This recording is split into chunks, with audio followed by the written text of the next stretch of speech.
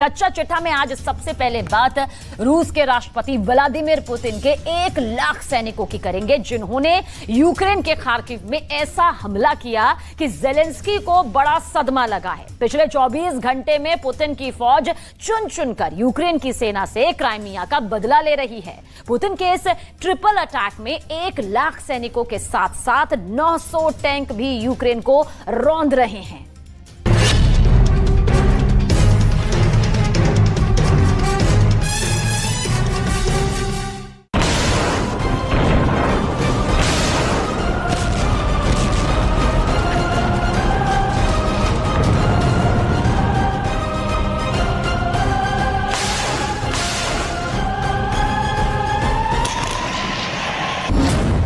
Storm Z के हमले शुरू।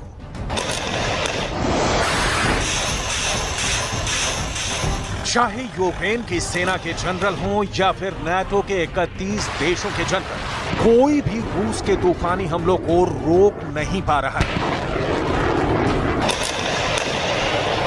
4 जून से शुरू हुआ रूस के खिलाफ यूक्रेन का काउंटर अटैक 45 दिन या कहें कि 1.5 महीने बाद भी रूसी सेना को यूक्रेन के पूर्वी और दक्षिणी इलाकों से खदेड़ नहीं पाई है।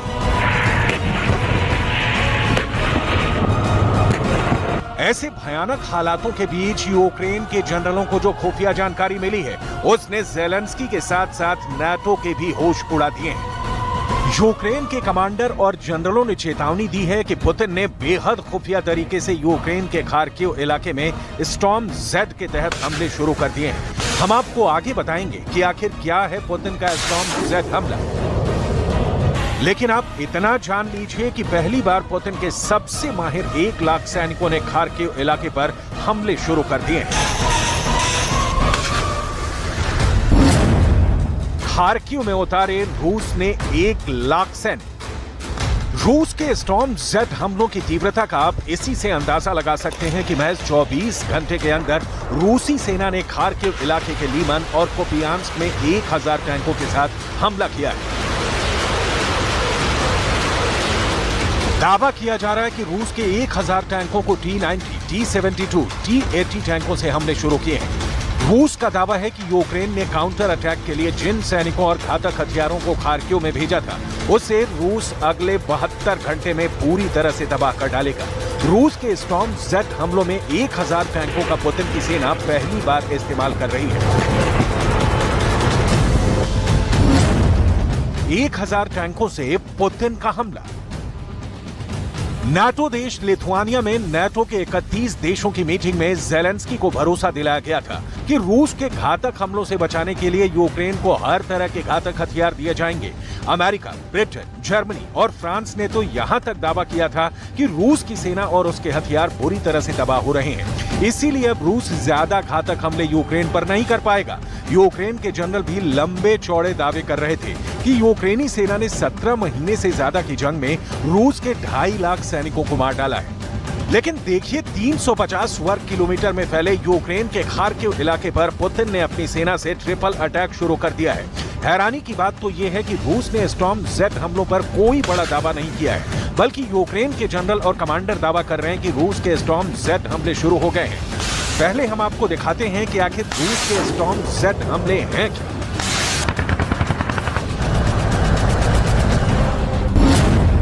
स्टॉर्म ज़ेड के हमले शुरू। यूक्रेन के कमांडरों की चेतावनी के मुताबिक रूस ने यूक्रेन के खार्किव इलाकों में ट्रिपल अटैक शुरू कर दिए हैं। रूस की सेना ने खार्किव के लीमान और कुपियांस्क पर हमले शुरू किए हैं। स्टॉर्म ज़ेड के तहत पुतिन के पहले अटैक में 1 लाख सैनिक और 900 टैंक शामिल हैं, जो लीमान और कुपियांस्क को रौंदते हुए आगे बढ़ रहे हैं। जानकारों के मुताबिक इस वक्त रूस की सेना पूर्व और दक्षिण इलाके को खास तौर से टारगेट कर रही है। खार्किव में 900 टैंक और 1 लाख सैनिकों से हमला रूस ने इसलिए भी किया है ताकि यूक्रेन के सबसे एडवांस और घातक हथियारों को तबाह किया जा सके।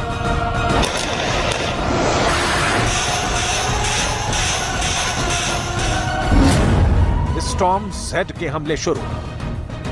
हैरानी की बात तो यह है कि रूस ऐसे वक्त में खार्किव इलाके पर हमले तेज कर रहा है, जबकि यूक्रेन के ओडेसा और मिकोलाइव में रूस यूक्रेन से क्राइमिया पुल पर हुए भयानक हमलों का चुन चुन कर बदला ले रहा है।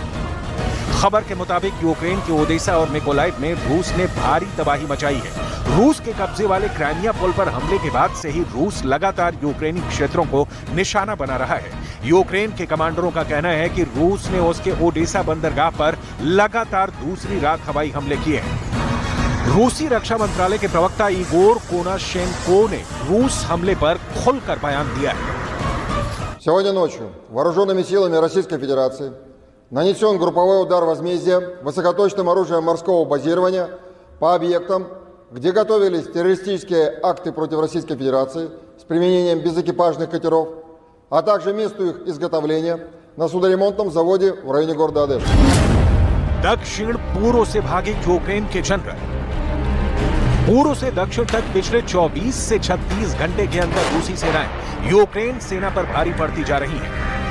हारते और पिटते यूक्रेन की हालत देखकर America, France, Britain, Germany, Poland जैसे नेटो देश भी यूक्रेनी सेना के काउंटर अटैक को लेकर बेहद नाराज होने लगे हैं। उन्हें ऐसा लग रहा है कि यूक्रेन अपने युद्ध में नेटो को जानबूझकर इतना फंसा रहा है ताकि नेटो को रूस के खिलाफ सीधा युद्ध करने के लिए मजबूर होना पड़े। रूस ने जिस तरह से यूक्रेन के खार्किव में ट्रिपल अटैक किए हैं वो हैरान करने वाले हैं। 1 लाख सैनिकों के साथ लगभग 1000 टैंकों से हमला नेटो और यूक्रेन के होश उड़ाने वाला साबित हो रहा है। अब आप ये भी देख लीजिए कि रूस का तोपखाना और रॉकेट आर्मी किस तरह से खार्किव इलाके में हमले कर रही है। 555 तोपों ने उड़ाए खार्किव के चीथड़े। रूसी सेना ने 350 वर्ग किलोमीटर में फैले खार्किव शहर और कस्बों पर ट्रिपल अटैक किया है। 1 लाख सैनिकों के साथ 900 टैंक के अलावा रूस के तोपखाने ने खार्किव के चीथड़े उड़ाकर रख दिए हैं। जानकारी के मुताबिक लेमन, कोपियांस्क में रूस ने 555 तोपों से हमले शुरू कर दिए हैं, जबकि रूस की rocket army 370 MLRS rocket system से दिन रात हमले कर रही है। खबर के मुताबिक रूस के तोपखाने और रॉकेट आर्मी ने खार्किव के लीमन और कोपियांस्क में यूक्रेनी सेना को तबाह करके रख दिया है। इन इलाकों का रूसी सेना ने वही हाल किया है जो ओडेसा और मिकोलाइव का किया है। दक्षिण पूर्व से भागे यूक्रेन के जनरल।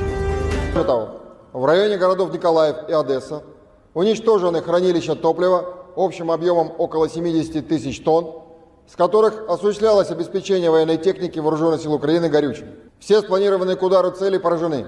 Зафиксированы пожары и детонация на уничтоженных объектах. यूक्रेनी सेना के जनरल और कमांडर ज़ेलेंस्की को लगातार ताजा हालात के बारे में जानकारी दे रहे हैं।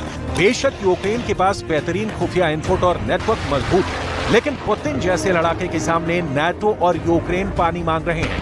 रूस के स्टॉर्म जेड हमलों को लेकर यूक्रेन में हड़कंप मच गया है, क्योंकि पुतिन ने 1.5 महीने पहले ही कह दिया था कि रूस के 7 लाख रिजर्व सैनिक जब यूक्रेन पर चारों तरफ से हमला करेंगे तो यूक्रेन को कोई बचा नहीं पाएगा।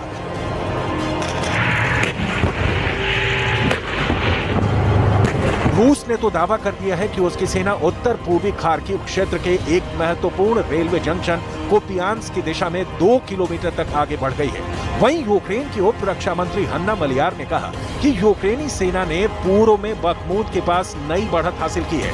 हैरानी की बात यह है कि पिछले 6 हफ्तों से यूक्रेन बखमूत से रूसी सेना को खदेड़ नहीं पाया है और अब यूक्रेन के पूर्वी और दक्षिणी इलाकों पर पुतिन के ट्रिपल अटैक भी शुरू हो गए हैं। हालांकि ज़ेलेंस्की अभी भी जीत के दावे कर रहे हैं।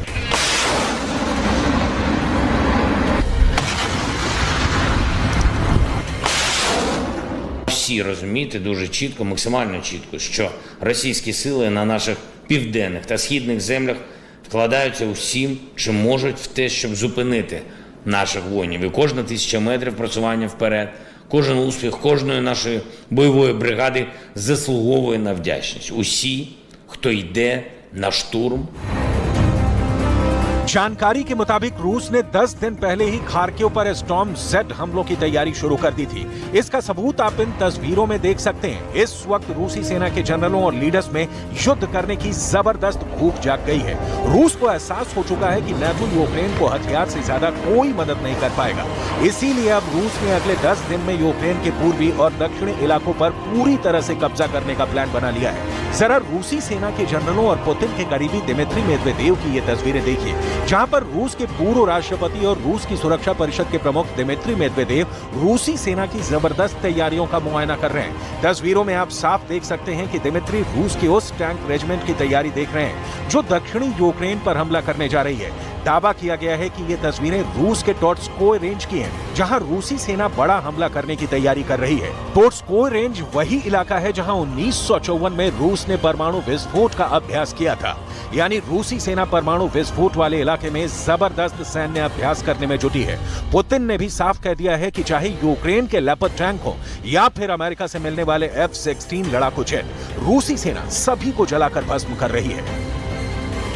В сфере мировых финансов, потому что, используя доллар как инструмент вооруженной борьбы, а по-другому и не скажешь, они порождают сомнения в надежности американской валюты как... स्टॉर्म जेट के हमले शुरू।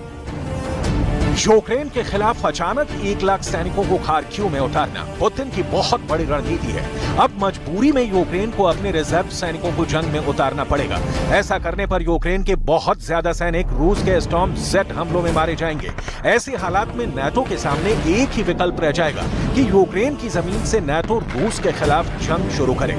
और अगर नाटो ऐसा करता है तो फिर पुतिन के हाथ पूरी तरह से खुल जाएंगे। फिर पुतिन नहीं देखेंगे कि रूस घातक मिसाइलें इस्तेमाल कर रहा है या फिर परमाणु बम। इसलिए पुतिन के स्टॉर्म जेट हमले यूक्रेन के लिए काल बनते जा रहे हैं।